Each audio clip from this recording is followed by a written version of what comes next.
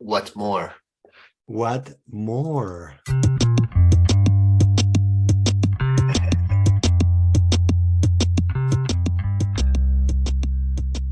Yo migré hace 15, 15.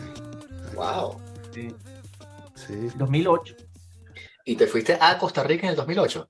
sí, en Wow. 2008. Yo me gradué en el 2003 en la De Católica. LUCAP, ¿no? Exacto, sí. Sí. Estoy viendo a ver qué habías hecho y tal. Sí, yo me gradué allá, trabajé en la Escuela de Psicología 5 años y me casé en el 2006 y en el 2008 me salió una de esas ofertas de trabajo salvadoras, literalmente salvadoras, de mira, pana, tenemos un trabajo para ti, no sé qué, un correo del Salvador, de una empresa, un grupo de empresarios en El Salvador, en el mundo de la comunicación. Y yo dije, ver, pana, yo me voy a montar en mi avión para ver qué es esto. Y me monté en mi avión y resulta que era un cargo en Costa Rica para manejar una agencia de publicidad. Yo tenía 30 años, carajito, tenía ni idea, en el acto de irresponsabilidad más grande que ha hecho un empresario en la historia centroamericana de la publicidad fue contratarme a mí. Pero bueno, salió bien. Pero ¿cómo llegaste ahí? O sea, ¿cómo una empresa Yo llegué dice, ahí vamos a por contratar a este chamo? bueno, porque yo trabajaba en Venezuela en Publicis, que en el año, del año 2004 al 2008 se había convertido en la agencia número 1 de Venezuela. Okay. Manejaba, bueno, sé qué tan familiarizados están ustedes con el mundo publicitario venezolano, pero manejaban cuentas en aquel momento, hicieron el lanzamiento de Movistar, que fue una vaina millonaria, tenían Banco de Venezuela, tenían Mazda, Firestone, clientes gigantes. Yo trabajé ahí con Irene Aguilera, que tú la debes de conocer, Daniel, creo, y bueno, no sé si tú, Vicente, también. Irene es una psicóloga social que fue como la pionera del comportamiento del consumidor en Venezuela. Es la mamá de Carla, de Santis. Carla la conoce, ¿verdad? Sí. Sí, claro, sí, sí. La Carla, Manuela, toda esa gente Sí, los sí. tienen que Ya, conocer toda esa ustedes. gente, toda esa gente, Exacto. toda esa gente me estudia, sí. Toda esa gente te estudia. Bueno, Manuel fue mi profesor, Carla estudió conmigo, estudió un par de años después que yo, y Irene fue mi profesora. Entonces yo siempre seguí como los pasitos de Irene. Primero fui a Walter Thompson en Venezuela. Eh, Ahí trabajé con ella un año, un poquito menos de un año, entonces ella se va a Publicis y me lleva a Publicis, y entonces ahí me quedé 4 años. Ella migra a México a trabajar en Draft FCB, Okay. y la gente del network del Draft FCB estaba buscando un planner, que era lo que yo hacía, para su oficina en Centroamérica porque había quedado vacante. Entonces yo vengo a la entrevista y el jefe, un empresario que yo quiero muchísimo, se llama Juan Federico Salaverría, me ofreció la gerencia general, en lo que yo digo un acto de irresponsabilidad porque yo no tenía ninguna preparación para ejercer ese cargo. Mierda. Y yo me vine con mi chamo de 6 meses, mi esposa en aquel momento, y me mudé y desde ese entonces he estado aquí. ¿Y tenías Del periodo de 2008 para prueba? acá, ¿cómo? ¿Tuviste periodo de prueba en el cargo? ¿Te pusieron 4 meses ahí a prueba o firmaste el No, un contrato coño, un así? periodo de prueba. Me dijeron, te mudas en un mes, devuélvete para Caracas, Mierda. recoge tus vainas y múdate. Y yo me monté en mi vaina, le dije a mi esposa en ese momento, le digo, mira, esta es la oportunidad para irnos. Chávez acababa de ganar la segunda elección y entonces estábamos ya nosotros clarísimos de que eso se iba a ir por el barranco y lo que hicimos fue... Bueno, creo que la tercera, o si cuentas las de gobernador, era como la decimosegunda, porque Sí, siempre están haciendo elecciones sí. en Venezuela, pero sí. Sí, pero fue la segunda presidencial. Exacto, sí, sí. Fue la Pero fue segunda con presidencial. Rosales, ¿no? Sí, Ajá, con Rosales, exacto. correcto. Y entonces, bueno, desde entonces he estado ahí y ha sido como medio un vaivén, pero ahorita estoy en una cosa completamente, no completamente distinta, pero bastante distinta. Estoy metido en el mundo académico, que es lo que siempre quise hacer. Eh, Estoy haciendo mi doctorado en Rotterdam, relativamente cerca de ustedes, Sí. y trabajando en INCAE, que no sé si conocen INCAE o no he oído hablar de INCAE, como el IESA de Centroamérica. Es exactamente igual. Ok. Es la escuela de negocios, la tradicional escuela de negocios modelo americano, Chicago hecha a Boys y imagen y tal. semejanza de Harvard Business School, Mm, profesores formados en escuelas top. mm. Es un YESA, es igualito que el YESA. Es el mismo perfil. Bueno, tengo ahí desde el ¿qué? 2016. Primero trabajando en marketing y desde el 2019 para acá como investigador y ya haciendo vida académica, pues full. ¿Qué estás investigando? Creatividad. O sea, ¿qué Yo tipo de estudio- investigación hace definición de creatividad? Sí, estoy Sí. estudiando, de hecho estoy estudiando figuras retóricas, pensamiento. Ujú. O sea, lo que estoy estudiando son metáforas, una cosa se llama metáforas extendidas, que es un tema muy Ok. interesante. Y el efecto que tiene en la persuasión, esa es como la descripción gruesa. Mm. Pues estoy en la mitad de mi doctorado, yo estoy ahorita en tercer año del doctorado, y he hecho ya, no sé, 20 y pico iteraciones de research proposal con los advisors, vas y presentas y te la devuelven y la presentas y te la devuelven y la presentas. Entonces, bueno, lo que tenemos ahorita, de hecho ayer corrí el primer piloto, es, las variables que estoy estudiando es, bueno, por supuesto metáforas, que es como la principal variable independiente, pero otra cosa que estoy estudiando que es muy interesante es una cosa que se llama The Illusion of Knowing, la ilusión del conocimiento, ¿no? Que yo no sé si han oído hablar de, hay un psicólogo en Colorado, se llama Phil Fernbach, interesantísimo, ha hecho una línea de investigación sobre, muy parecido a lo de David Dunning, que eso seguramente lo han oído hablar, Sí. del Sí, Dunning-Kruger effect. Dunning-Kruger. Ajá. Bueno, bastante conceptualmente similar a eso.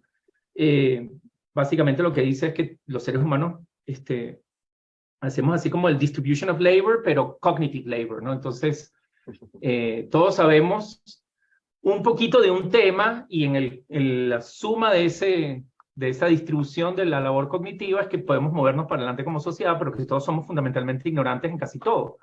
Lo que pasa es que no sabemos que somos ignorantes en casi todo. Nos damos cuenta cuando, entonces le llama a eso the illusion of explanatory depth, en el sentido de que te preguntan, yo le pregunto a Daniel, ¿tú sabes cómo funciona una poseta, por ejemplo? Y Daniel va a decir, "Bueno, yo creo que sí". Y entonces después le digo, bueno, puedes dibujar cómo funciona, dibújame el mecanismo de la poseta. Y cuando dibujas el mecanismo, tú dices, coño, yo la verdad que yo no sé cómo funciona una poseta. O sea, tengo una idea, pues. Sí. Entonces eso le llaman la ruptura de la ilusión del conocimiento, pero lo que es interesante es que necesitamos de la ilusión para poder movernos hacia adelante, ¿no? O sea, que tiene un rol adaptativo, es una especie de, no sé cómo llamarlo, como ignorancia adaptativa, si quieres.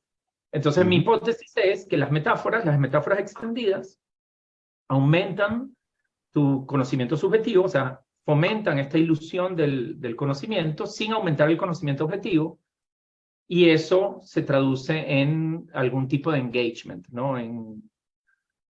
Ok. Por ejemplo, ¿cómo hago yo para convencerte que hagas una dieta cetogénica? Bueno, una manera de hacerlo es explicarte cómo funciona la insulina y el procesamiento de la comida y el proceso de gluconeogénesis y el glycogen en el hígado y toda esa mierda que nadie sabe.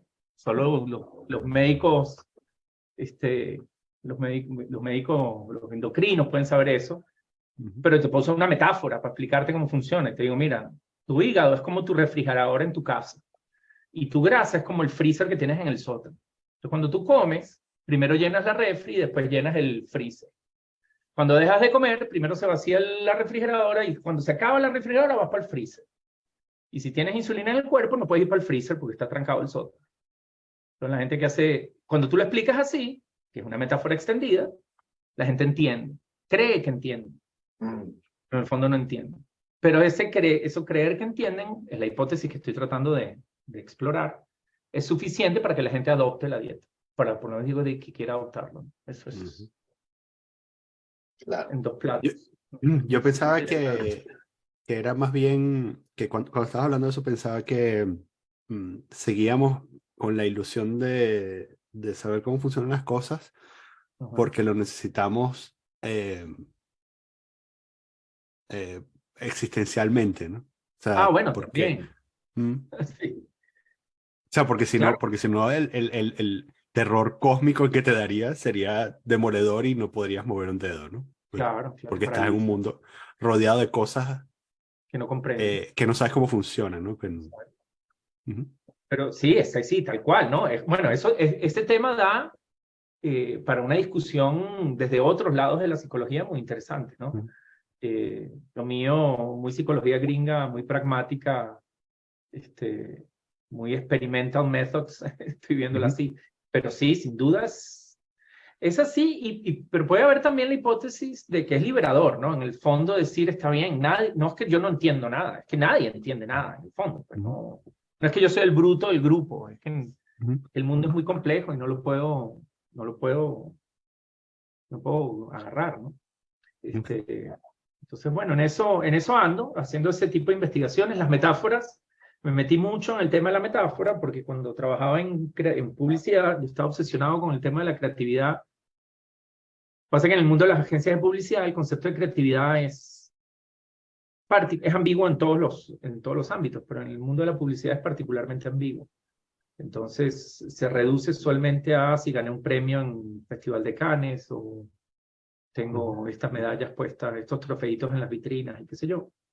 Y a mí me frustraba mucho porque yo creía que funcionaba, pero no sabía explicar por qué coño funcionaba. O sea, porque... No sé si uno puede decir groserías en este podcast. Ustedes no me han dado las reglas. Ya pasamos No hace jodas. punto hace años. No me dieron la etiqueta. el dress code. Hace como 300 episodios pasamos ese punto.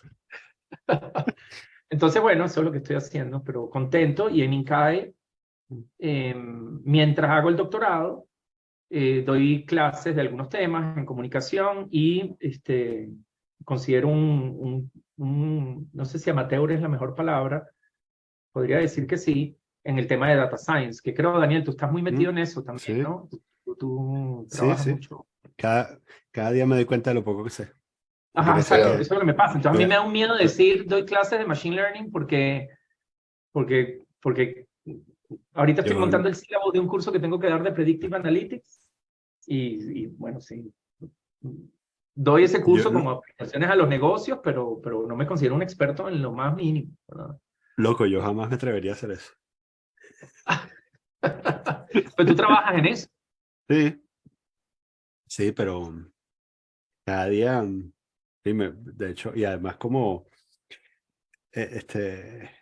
como manager también voy reduciendo el mentoring, porque me doy cuenta, a medida que me doy cuenta que sé menos, y menos, Sí, es una vaina horrible. digo, hay cosas que no debo decir.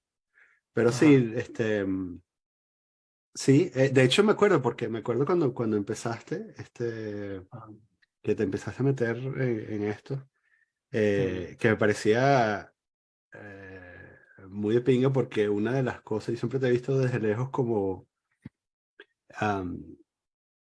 el único psicólogo que conozco que consiguió una manera práctica de llevar la psicología, ¿no? Bueno, sí. Yo Porque, siempre bueno, digo que yo hago psicología todos los días de mi vida. A mí me preguntan, ¿qué coño hace un psicólogo haciendo estadística y vainas de esto? Y bueno, para mí es fundamental. Bueno, pero es que tiene mucho de eso, ¿no? O sea, Tiene mucho. o sea, tú no puedes correr un experimento sin... Sí, o sea, claro. Pero es que a ver, muy poca gente sabe que hay psicólogos que corren experimentos. O sea, la gente se imagina el psicólogo con la pipa y preguntándote de tu papá y tu mamá. Claro, porque es la concepción de que la psicología es inconmensurable, que no la puedes medir, y entonces es una cosa más de hablar y de expresar y hacer asociaciones libres, interpretar cosas y mucho más, entre comillas, filosófico que un pana con una rata en un laboratorio ahí. Exacto. De hecho, cuando yo estudiaba en la Católica, yo era conductista así rajado. Yo también en la central. Yo hice mi tesis con rata y yo quería hacer behavior analysis y mi cajita de Skinner y mis palomitas y mis vainas. Y me acuerdo que a Gustavo Peña le pedimos que hiciera la electiva en quinto año, en el año 2003, hace 20 años ya de esta vaina, que abriera la electiva en quinto año de análisis del comportamiento. Y el tipo me acuerdo que nos dijo, consíganse 3 carajos para que lo hagan. Si hay 3 estudiantes, le echamos bola. Y éramos 2. Y yo les jalé bola a todo el salón, a todo el salón. Yo, por favor, porque si no era que si Rorschach, negociación, vainas de esas que yo me quería matar. Y ahí fui, por cierto, ahí es donde caigo yo con Irene, porque dije, bueno, de las 4 que había abiertas, la única que me espantaba menos era psicología del consumidor. Porque yo ni a tiros iba a hacer una vaina de, no sé, métodos gráficos de evaluación psicológica. Cosa que respeto hoy cuando uno es chamo es bastante más radical, ahora más viejo, respeto esas cosas bastante.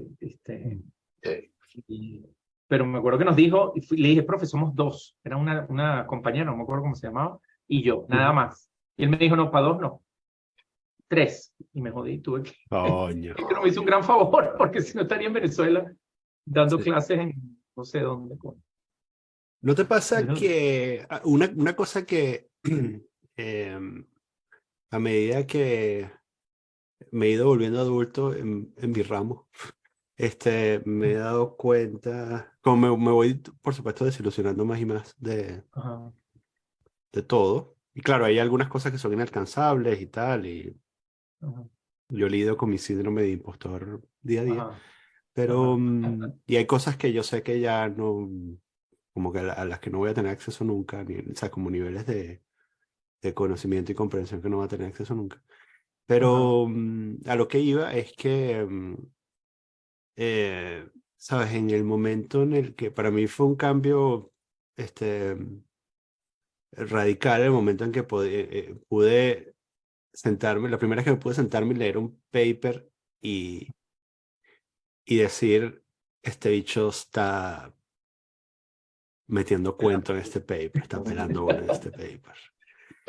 Em, y, y a lo que iba es que me pone súper nervioso que hay todo un constructo ajá.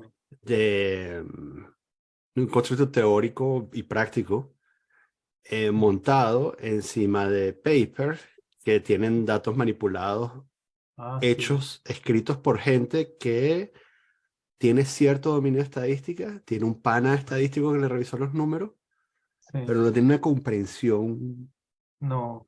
Por profunda cierto, de... hay un sitio web, Daniel, que a ti te debe gustar, de repente ya lo conoces, se llama Data Colada. ¿Lo conoces? No, ok, data Eso colada. es un sitio de un montón son un par de profesores, no me acuerdo de universidad, tipos muy Ujú. buenos en métodos, que hacen revisiones críticas de los papers ya publicados. Dice, esta data, Mm. esto está chimbo aquí. Ah, Este, excelente. se llama Data Colada, Data búscalo, colada, porque sí, sí, sí. sí, Thinking about eh, evidence and vice versa. ajá, ese te va a Ok. gustar. Ese me lo dio un profesor extraordinario de Ok, Rotterdam, se llama Dan Schley, que es ok. psicólogo orientado con la parte cuantitativa y entonces no, Ujú, punto para allá. A mí me pasa mucho eso, también, ¿no? Y de hecho me he pasado con cosas en las que creía profundamente y ahora digo, pero esta vaina no será cuento, mano. O sea, qué sé yo, la psicología positiva, por ejemplo, ujú, Seligman y todos estos carajos, ¿no? Y de repente ujú, digo, esta vaina tiene un tufo autoayuda ahí medio disfrazadito de ciencia, pero después creo que yo creo que Seligman es un tipo serio, no estoy diciendo que no, Claro. y hay varios psicólogos que se han desprendido de Seligman, que han hecho cosas interesantes, ¿no? Pero me pasa mucho eso. Y me pasa mucho que ahora que quiero volver a escribir en el blog, como un ejercicio inclusive para como quien entrena para un maratón, para escribir el dissertation del doctorado, ujú, que me da miedo, o sea, me da como un temor, decir, yo tendré autoridad para opinar de esta vaina. Eh, ujú, y después lees cada vaina que escribe la gente con una confianza que tú dices, pero ¿qué es este disparate que están describiendo? ¿Verdad? ujú. Y te quieres arrancar los ojos, porque además hay un poco de gente que lo sigue y entonces uno paralizado por el síndrome del impostor y otro ahí en el full modo Dunning-Kruger, Sí. regando disparates y barbaridades por todos lados, ¿no?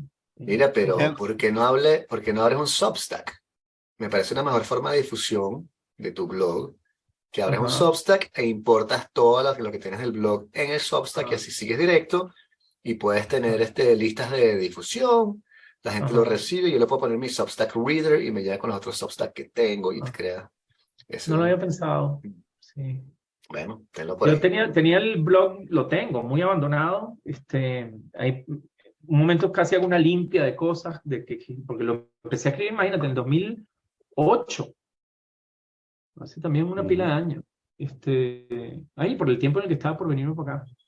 ujú. Y después dije, bueno, esas son vainas que escribí hace 15 años que ahorita no escribiría, pero ahí están, como Ah, ese claro. archivo biográfico. Claro. Y no, Pero sí, quiero hacer ese tipo de cosas en algún momento, ¿no? y no te pasa que también tienes autores o pensadores que en una época cuando eras más joven para ti eran como que, chamo, este pana acabó con todo y tal, no hay que leer más nada sino este tipo. Y después con el tiempo te dices, como que está bien, pero ¿por qué le paraba tanta bola a este pan? No voy a mencionar Sí, nombres porque eso siempre es chimo, pero ¿sabes? Sí, me pasa eso mucho. Y me pasa porque ahorita estoy tratando de obligarme a leer cosas que antes no hubiese leído, por esos dogmatismos que lo caracterizan a uno cuando es más carajito, ¿no? Sí, yo Entonces, con Jung y Freud me costaba un pelo porque, ¿sabes? Yo como tú eres mucho más conductista. O sea, el problema es que para mí, yo estaba en la central y había mucha gente que hacía que sí, astrología y querían hacer imposición de manos y cosas así. Y yo decía, esto no es psicología, tenemos que sacar a toda esta gente de la psicología, ¿cómo hacemos? Vamos a irnos por la parte matemática porque ahí tienes una verdadera discusión y tienes que manejar competencias y la gente, entonces bueno, conductismo, rajado, así, lo que se puede medir, lo que yo puedo ver es lo que es. Y bueno, obviamente con el tiempo vas evolucionando, como tú dijiste, y terminé también en social, porque yo empecé a hacer clínica, o sea, la parte de ver pacientes, pues. sí. Y después dije como que, coño, pero una práctica clínica, o sea, en Venezuela, tiene de verdad sentido, o sea, que mucha gente, ¿cómo podemos ayudar a la gente? La mayoría, qué sé yo, y empecé a leer a los franceses también que criticaban el método científico, y me puse a leer Feyerabend, Thomas Kuhn, Popper, y la polémica entre ellos, la Catos, y te pones a pensar, entonces, bueno, cuando empiezas a pensar demasiado en el sistema, en la parte científica, empiezas a caer en la filosofía y cuando caes en la filosofía, si quieres no salir de la psicología, agarras por psicología social, que tiene todo ese barniz como de Foucault, puedes leer Foucault y puedes leer autores No, yo chilenos, no me he tal, metido para esas profundidades, no me atrevo a meterme. Mm. He leído, no, yo me meto con gente muchísimo más contemporánea y menos profunda, me atrevería a decir, con algo de vergüenza. Y, y me pasa, sobre todo con esto que te digo de la psicología positiva, que un tiempo me encantó, porque yo siempre he sido como un enemigo de la autoayuda, ¿no? Y ahorita estamos inundados de esa vaina de coaches y de, Sí. todo el mundo es coach, no sé qué vaina, es como las neuromodas, que también es otra cosa que me genera alergia, ¿verdad? ¿Qué es una neuromada? Las neuromodas es, yo soy neurochef, neuropolitólogo, neuromarketero, le ponen el prefijo neuro a cualquier vaina, neurodata scientist, podría ser tú, Daniel, tranquilamente. Wow. Dice que tus algoritmos afectan, no sé, la hipófisis, una mierda así. Okay. La gente sigue esas cosas. Entonces, a mí me parecía que Seligman y algunos que lo siguen eran así, eran como que la respuesta seria a este montón de cosas ambiguas y cursis.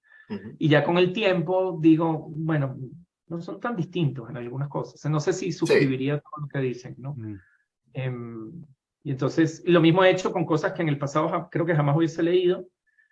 Y leo autor, por ejemplo, ahora descubrí hace poco un escritor él es del New York Times, se llama David Brooks. No sé si lo conoces. Sí, eres crítico. Es un tipo que es como una especie de representante del movimiento conservador en los Estados Unidos. Escribió, que yo sepa, 2 libros. El primero se llama The Road to Character y el segundo se llama The Second Mountain.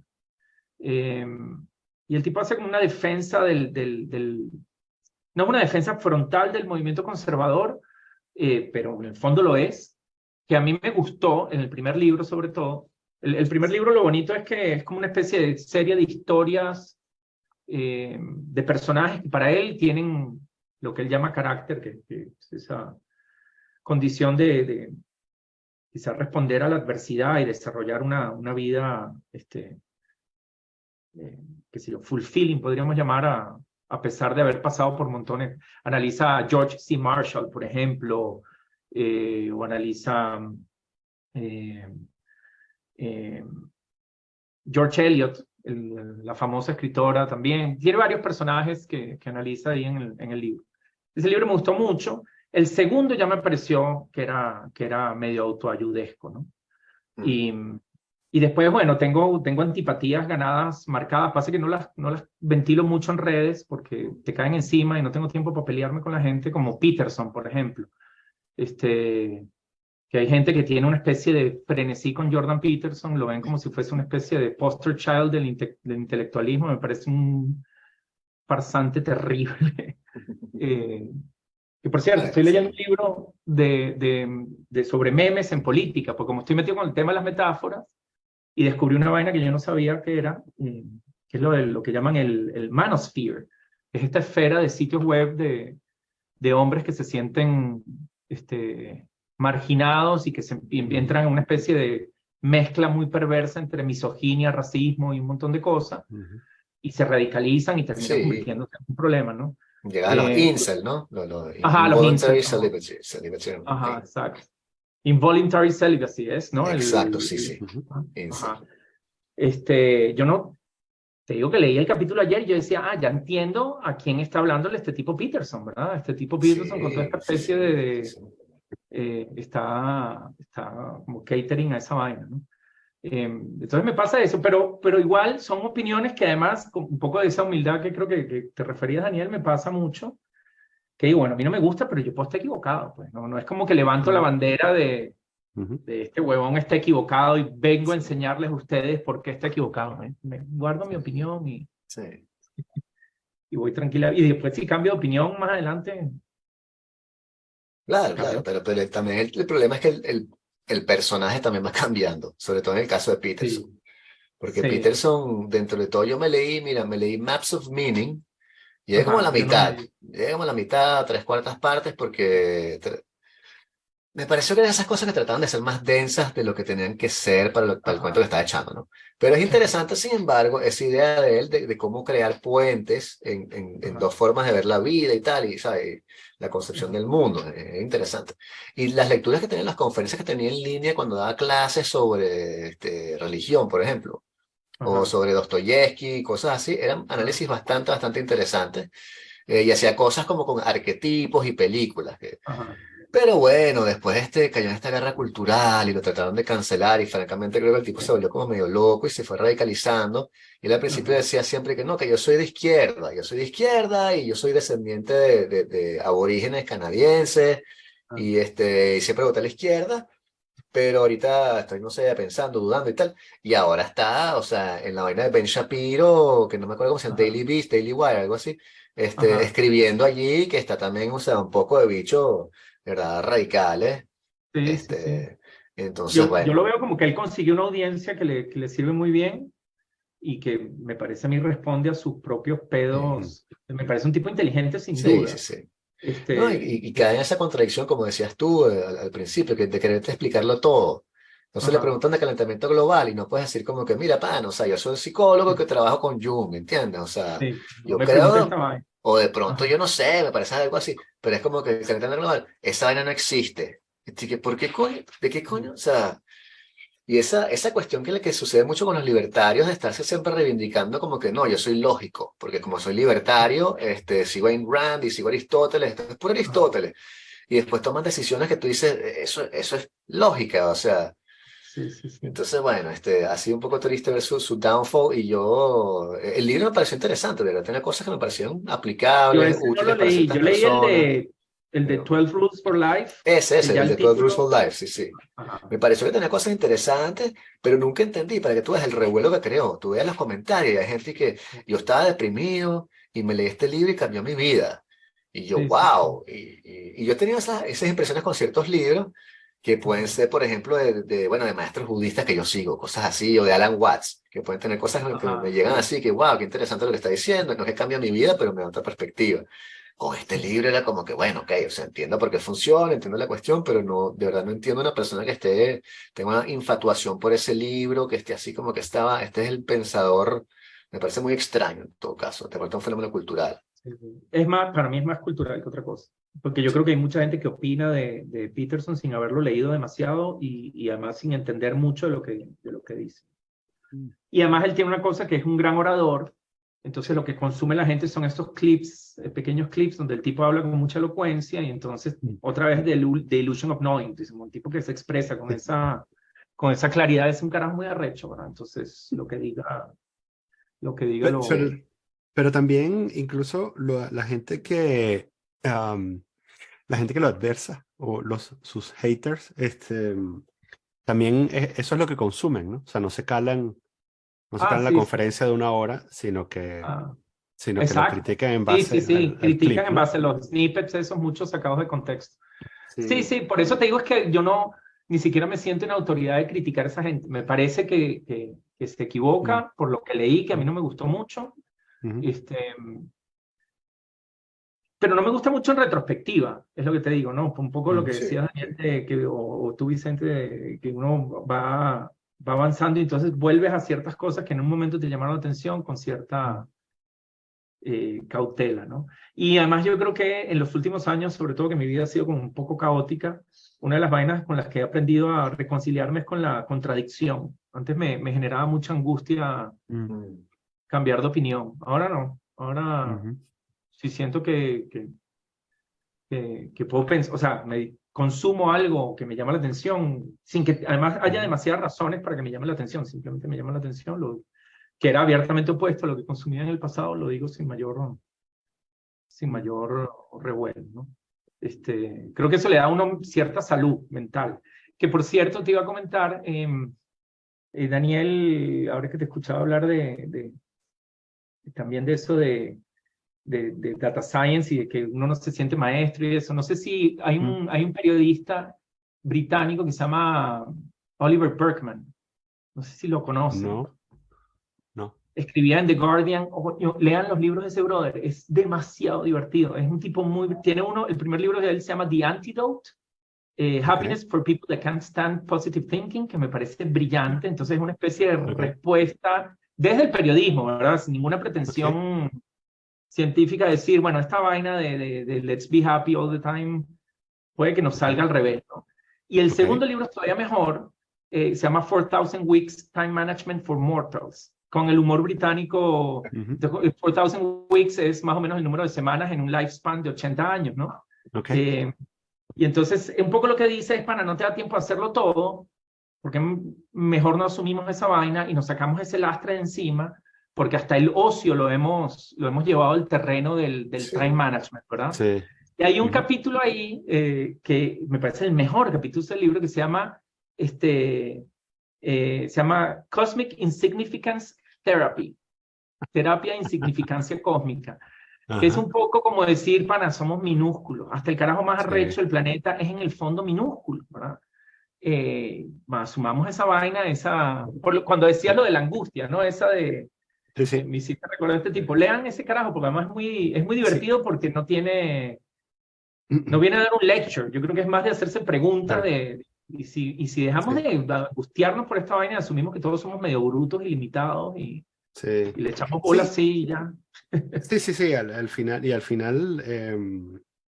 es más bien... o sea, porque uno de mis miedos es, bueno, la angustia como tal, la angustia, o sea, como uno de mis terrores es que me corrijan en una reunión por unos números que obviamente no cuadran. Y eso me ha pasado. Sí, claro. Y es, bueno, como una de las peores cosas que te puede pasar profesionalmente si trabajas con datos, ¿no? Pero que me pase por distracción o falta de sueño. O sea, que no me pase por un asunto de conocimiento, sino que yo lo vea y diga, yo sé. Sí, claro. Yo sé que está mal, no tengo manera de convencerte de que yo sé que está mal, pero yo sé que está mal. Bueno, imagínate un salón de clase, Daniel. Sí, no. Te diga, mira, pero tú porque estás midiendo, no sé. Sí. Pero, bueno, te quería preguntar, pero antes de preguntarte una cosa ahí de Machine Learning, te quería decir de que esto se conecta con este tipo Tim Urban, que tiene el blog Wait But Why.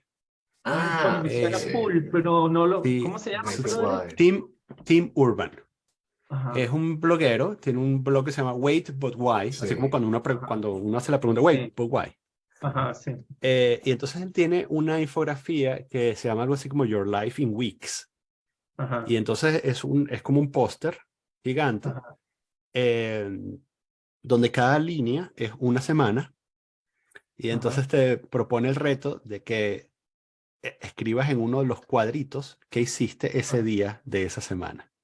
Y entonces, claro, llegas a la comprensión de que no te acuerdas un coño de tu vida, de que sabes que el número de días que te acuerdas de tu vida es muy, muy bajo. Muy pequeño, sí. Y entonces te invita a hacer la reflexión para que vivas en el presente, lo cual es muy de pinga. Ese post Es súper de Ah, pinga. Te lo voy a poner aquí en el chat pásamelo, sí, sí, sí. de Zoom para que...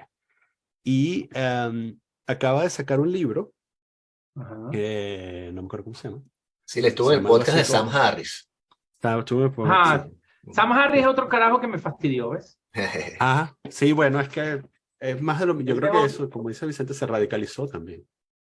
Era un tipo que me parecía interesantísimo. Yo me eché toda la pelea que tuvo con Ezra Klein, Ah, sí, también la escuché, el el de de Vox. Vox. Sí, Ajá. buenísimo ese Sí. debate, sí. Yo me tiré ese debate y me parece que lo manejó muy bien, pero después me fastidió. Dije, pana, este brother no sé, como que se radicalizó. Qué fino esto Sí. de Wait for Why, ¿no? New Sí, Poster y entonces Result. en el libro el libro se llama What's Our Problem y es Ujú. como una reflexión sobre la sociedad, y una de las cosas que me gusta, que es una de las ideas que tiene, que el tipo expone en el libro, es que, o Ujú. sea, nosotros estamos viviendo, es todo esto, todo lo que hemos hecho, toda la historia escrita, Sí, son las páginas finales de un libro de 1000 páginas, ¿no? O sea, si la historia del hombre sí. fuese un libro de 1000 páginas, Ajá.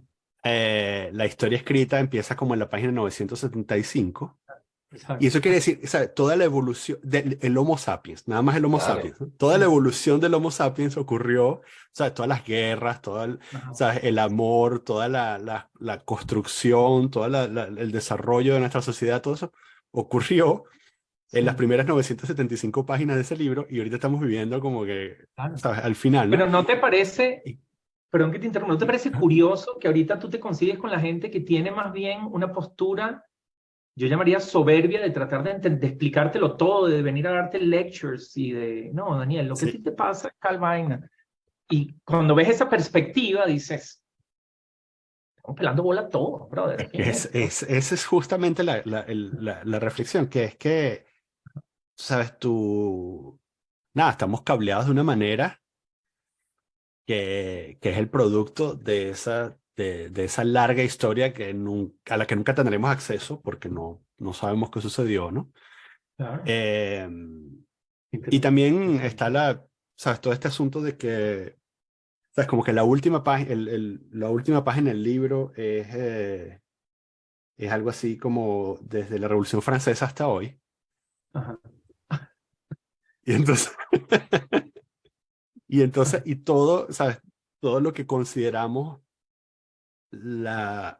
nuestra comprensión del mundo, ¿sabes? Son como los 3 últimos párrafos del libro, ¿no? Porque nosotros, los que vivimos hoy, no tenemos acceso a entender completamente cómo se veía el mundo hace 250 años, ¿no? Entendemos algunas cosas Sí. porque la ilustración es como el padre de la modernidad y de la posmodernidad, Ajá. pero no tenemos el worldview de una persona de la ilustración. Exacto. Bueno, a mí esa vaina, este tipo David Brooks usó un concepto que a mí me encantó, que decía, él le llama epistemological modesty. Qué bien.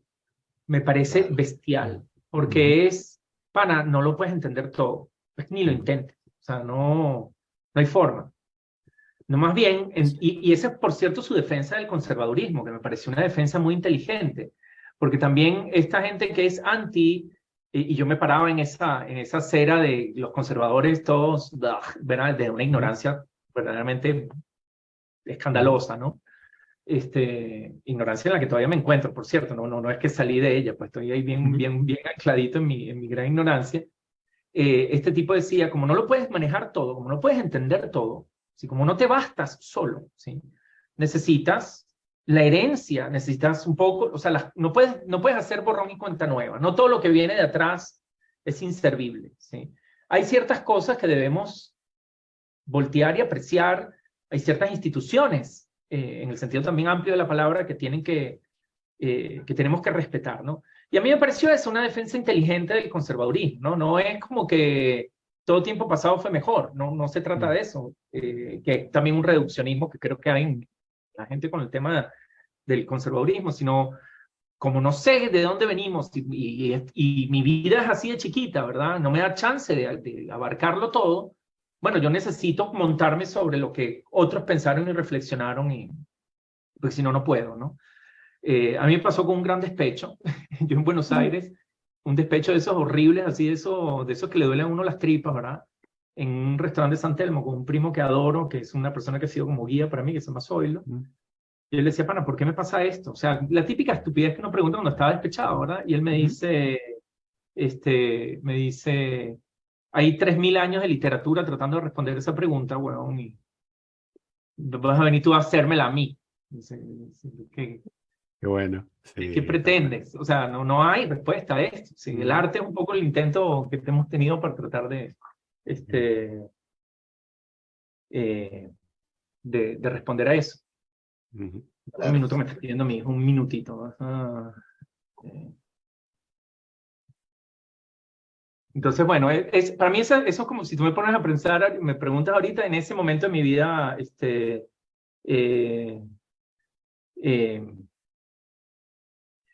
dame un minuto, que tengo mis chamos saliendo del colegio. Entonces, ese es el problema del podcast a las 2 de la tarde. Que me retrasé un poco. ¿Tienes que ir a buscar? Sí, tengo que ir a buscar. Bueno, en un ratito te dejamos. Mira, para que vayas a buscar tu chamo. Sí. Cuéntame. Perdón, pero es que bueno. No pasa nada. No. ¿Cómo da uno clases de Machine Learning en un mundo donde todo se vuelve obsoleto cada 6 meses? Coño, tú no tienes una pregunta más fácil, Daniel, que hacer. Es una pregunta estándar fácil para cerrar, ¿no? O sea, ¿cuál es el truco? Bueno, además, la salvedad es también que yo doy clase de Machine Learning en una escuela de negocios, ¿no? Okay. Entonces, en una escuela de negocios, tú estás enseñando a la gente a entrenar un modelo de estos y te concentras menos en, digamos, en el inner working del algoritmo y de cómo funcionan los árboles de regresión o clasificación, o qué es y explicas, qué sé yo, los riesgos de overfitting, cómo se entrena un modelo y cómo se evalúa, y cuánta plata más harías si usas un modelo de estos que otro, ¿no? Okay. Y yo trato de hacer eso, yo trato de hacer eso con los chamos, porque lo he hecho hacer chamos y no tan chamos, ¿no? Que entiendan conceptualmente por qué es importante, ¿no? Y mucho lo enmarco en esta discusión que estamos teniendo ahorita, ¿no? Porque un poco mi argumento es, en el pasado, en el mundo gerencial, la intuición podía servirte. En un mundo que se hace más complejo by the second, la intuición se queda corta, ¿no? Entonces tienes que usar hay una expresión americana que me gusta mucho, que es la de educated guess, ¿no?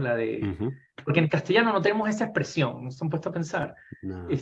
Nadie dice, voy a hacer una adivinanza educada. Una adivinanza educada, sí. No existe esa vaina, ¿verdad? Pero en Estados Unidos suena súper sofisticado cuando dices, this is an educated guess, ¿verdad? Que es como un guess, pero within some limits. Sí. Entonces yo les digo, mira, gracias a que existen esta serie de herramientas que son relativamente nuevas en el big scheme of things, podemos tomar decisiones un poquito más informadas, ¿no? Sin que esto se convierta en una especie de oráculo que nos va a arrojar la verdad, ¿no? Y lo otro que les digo, pero hay cosas que avanzan tan rápido que inclusive yo mismo les digo, mira, yo esto lo estoy tratando de entender bien ahora. Por ejemplo, todo el tema de Large Language Models y cómo funcionan esas redes neuronales bien, y entender toda esa cosa es algo en lo que yo mismo estoy tratando de... Sin el background que creo que tienes tú. Porque yo hay un montón de conocimiento previo que tengo que ir adquiriendo ahorita tarde, ¿no? De programación. Yo aprendí a usar R a los coñazos en los últimos 4 años.